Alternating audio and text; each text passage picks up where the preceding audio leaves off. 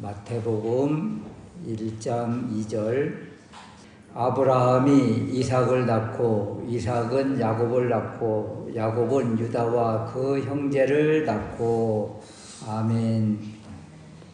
오늘 마태복음 1장 2절 말씀 아브라함이 이삭을 낳고 이삭은 야곱을 낳고 야곱은 유다와 그 형제를 낳고 우리는 무엇을 낳고 있는가 라는 제목으로 말씀을 드리려고 합니다. 족보가 어렵기는 하지만 그래도 2절 말씀은 우리가 너무도 친근하잖아요.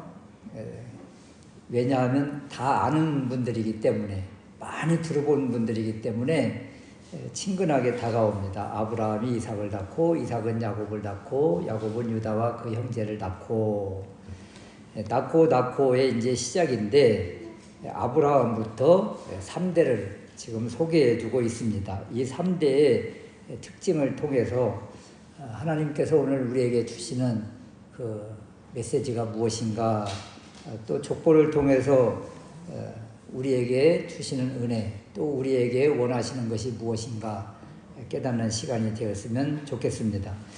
첫 번째, 예수님의 계보, 족보, 이것은 세상의 원리, 전통적 방식과 다르다는 것입니다. 세상 족보는 장자의 원칙이잖아요.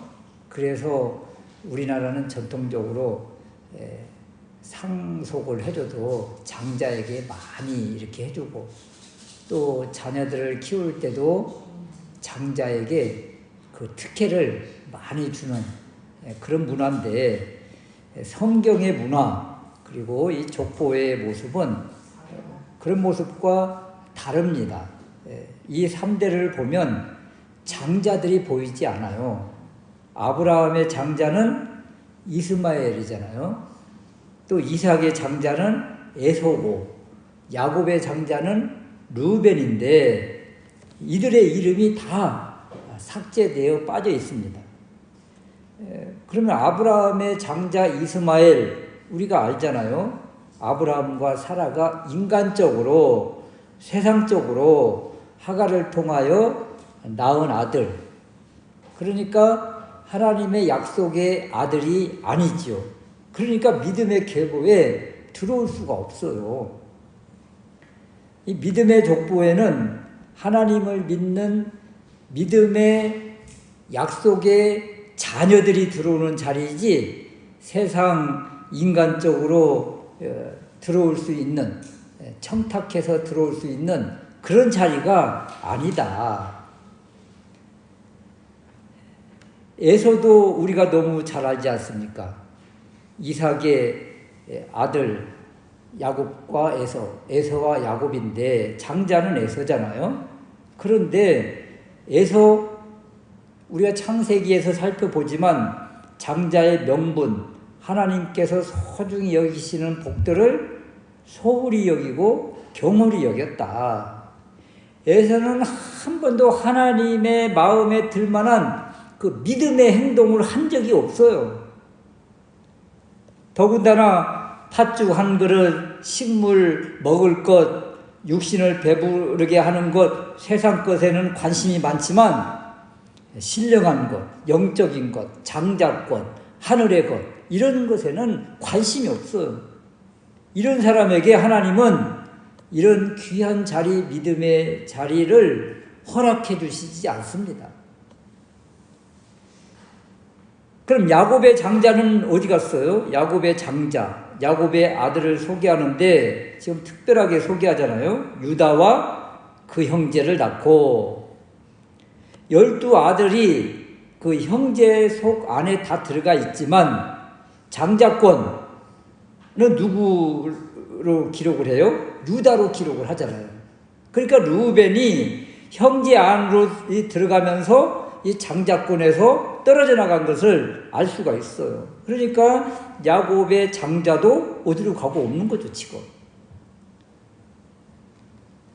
창세기에서 르우벤은 서모 비라와 간통함으로 떨어져 나가고, 시므온과 레이는 세겜에서 잔혹한 살육의 앞장섬으로 탈락되고, 이 넷째인 유다가 이 장자권을 이어받더라. 특히 유다는 애굽에 내려갈 때, 아버지를 설득할 때 자신을 담보하잖아요. 또 요셉과의 관계에서 베냐민이 붙잡혀 종이 되어야 하는 그 순간에 자신을 베냐민 대신 잡으라고, 자신이 남겠다고 이렇게 대신 헌신하는 것, 이것이 하나님 앞에 큰 믿음이었죠. 그래서 유다가 장자권을 이어받고, 그리고 이 형제가 이제 야곱의 그 형제가 이 안에 이제 다 들어가 있는 것이죠. 야곱은 유다와 그 형제를 낳고 이 형제 안에 12아들이 다 들어 있어서 장자권은 유다가 이어받지만 형제들이 다 들어옴으로 인해서 12아들, 12지파 이스라엘 나라가 세워져 감을 이 족보를 통해서 보여주고 있는 것입니다. 아브라함에게 약속한 큰 민족을 이루겠다고 하신 그 하나님께서 약속한 그 언약이 야곱의 아들 때에 와서 12아들, 12지파 이렇게 형성이 되면서 하나님 나라가 또 이 큰 민족을 이루겠다고 하는 그 민족의 출발선이 지금 이루어지고 있는 이런 모습이에요. 시작되고 있는 모습이지요. 그래서 족보를 통해서 이처럼 하나님의 말씀이 이루어지고 믿음의 계보, 믿음의 족보가, 믿음의 역사가, 믿음의 세계가 이어지더라. 그래서 예수님의 족보의 특징은 세상의 원리가 아닌 믿음의 원리다. 이 말씀은 우리에게 어떤 의미를 주는가? 믿음으로 우리도 이 계보 안에 들어갈 수 있다는 것을 우리에게 주시는 거예요. 그래서 하나님께서 이 족보를 통해서 우리에게 주신 것은 바로 은혜다, 은혜.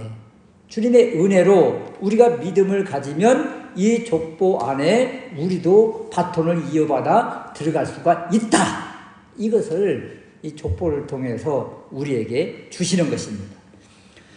두 번째는 낳고 무엇을 낳고 무엇을 이어주고 있는가, 이런 것인데요. 아브라함, 이삭, 야곱, 유다가 믿음의 가문 계대를 이루고 있다. 이것을 지금 보여주고 있습니다. 2절 말씀에. 이 족보에 기록된 모든 사람, 예수님 빼고 모두가 다 어떤 사람이에요? 다 죄인입니다. 아브라함, 이삭, 야곱, 유다에 이르기까지 이들만 살펴봐도 고개를 들 수 없는 죄, 수치, 약점을 다 가지고 있습니다.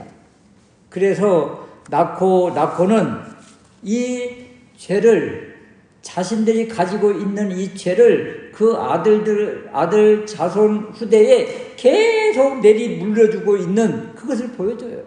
아담 이래로 그 모든 자녀들은 다 죄를 품고 있잖아요. 죄악 가운데 출생하잖아요. 그래서 다시 아들을 낳으면 또 죄인을 양산하는 거예요. 그래서 낳고에는 이 죄를 계속 물려주고 있는 이런 모습을 보여줍니다. 다윗도 그러하고 솔로몬도 그렇고 경건한 왕이라고 한 여호사밧도 마찬가지입니다. 그러니까 모두가 다 죄와 수치와 약점을 다 가지고 있습니다. 그럼에도 불구하고 이 족보에는 이런 수치를, 이런 죄악들을, 이런 약점을 끄집어내지 않고 있다는 거예요. 우리가 창세기를 통해서 이분들 한 분 한 분들을 살펴봤었잖아요. 다 약점이 있고 불안하고 그리고 죄악들을 가지고 있습니다. 그럼에도 불구하고 이 족보에서는 이들의 약점을 끄집어내지 않으신다. 이것이 낳고 죄를 이어주고 죄를 낳음에도 불구하고 성경은 이것을 신약에서는 침묵하고 있다. 물론 다말이 시아버지를 통해서 베레스와 세라를 낳고 다윗이 우리야의 아내에게서 솔로몬을 낳았다고 기록하여 그 전후 그 상황을 통해서 어떤 일이 있었는지 우리는 구약 성경을 통해서 알지만, 그럼에도 불구하고 이 신약에서는 이 약점, 이 죄, 추악한 것들에 대해서 침묵하고 있다는 거예요. 이것이 바로 하나님의 은혜다. 은혜. 로마서 6장 23절 말씀에 보면 죄의 삭은 사망이잖아요. 죄를 낳고 결국은 사망에 이르는 것이죠. 야고보서 1장 15절 말씀에 보면 욕심이 잉태한 즉 죄를 낳고 죄가 장성한 즉 또 무엇을 낳아요? 사망을 낳느니라. 세상 역사는 이렇게 죄를 낳고 죄를 잉태하고 결국 사망을 낳고 멸망에 이르지만, 믿음의 가문들 보십시오. 죄를 잉태하고 그리고 낳지만 하나님께서 그 한 사람 한 사람을 새롭게 해주시고 그리고 믿음의 가문을 이루게 하신다. 이 가문은 혈통적인 것뿐만 아니라 고린도전서 4장 15절 말씀에 보면 그리스도 예수 안에서 내가 복음으로써 너희를 낳았다 그러잖아요. 복음으로써 내가 너희를 낳았다. 복음의 공동체 안에서의 낳고 이것을 또 보여주고 있습니다. 우리가 무엇을 잉태하고 무엇을 낳아야 할 것인지에 대한 분명한 답을 주고 있습니다. 빌레몬 1장 10절 말씀에서는 뭐라고 그래요? 갇힌 중에서 낳은 아들 오네시모. 아니 바울이 아들을 낳습니까? 그런데 복음으로 낳았다. 복음으로 믿음의 한 가족이 되었다. 이것을 보여주고 있는 거예요. 믿음을 가진 사람은 이제 믿음의 자녀를 잉태하고 믿음의 자녀를 낳아야 된다. 지금은 그런 말들을 많이 하지 않지만 그런 행사들이 많이 줄어든 것 같아요. 한 90년대, 2000년대만 하더라도 그 태신자 운동이라고 해서 선풍적으로 각 교회마다 그런 전도 운동을 한 적이 있는데, 태신자가 뭐예요? 신자를 미리 품는다는 것 아닙니까? 전도 대상자를 품고 그 다음에 어떤 한 날을 정해서 그 사람을 교회로 이렇게 인도하면서 출산을 한다. 이런 의미에서 태신자라는 말을 했는데, 지금 바울이 그것을 우리에게 지금 보여주고 있는 거예요. 복음으로써 내가 너희를 낳았다. 복음의 아들 오네시모, 이렇게 소개를 하고 있는 것입니다. 그러면 우리가 나이가 많아서 생산할 수 없다, 그런 것이 아니라 바울이 우리에게 무엇을 잉태하고 낳아야 될 것인지를 설명해 주고 있잖아요. 복음으로 낳았다, 오네시모를 낳았다. 세상 사람은 죄를 잉태하고 사망을 낳지만 우리는 복음으로 생명을 낳는 거예요. 이것을 믿음의 계보라고 합니다. 죄인 중에 개수 같은 우리에게 하나님께서 은혜를 주셔서 이제 복음으로 생명을 낳게 하신다. 복음으로 생명을 있게 하신다. 이 얼마나 큰 은혜인가. 그래서 예수님의 족보 안에 낳고 이 모습을 바라보면서 우리도 계속 복음으로 생명을 잇대어 낳고 낳는 이런 모습이 있어야 되겠다, 이런 것입니다. 오늘 1장 2절 이 한 말씀을 통해서 오늘날 우리에게 주시는 메시지가 무엇인가? 약점과 허물과 죄 없는 사람은 없습니다. 아브라함도 그랬고 이삭도 그렇고 야곱도 그랬잖아요. 유다도 당연하거니와.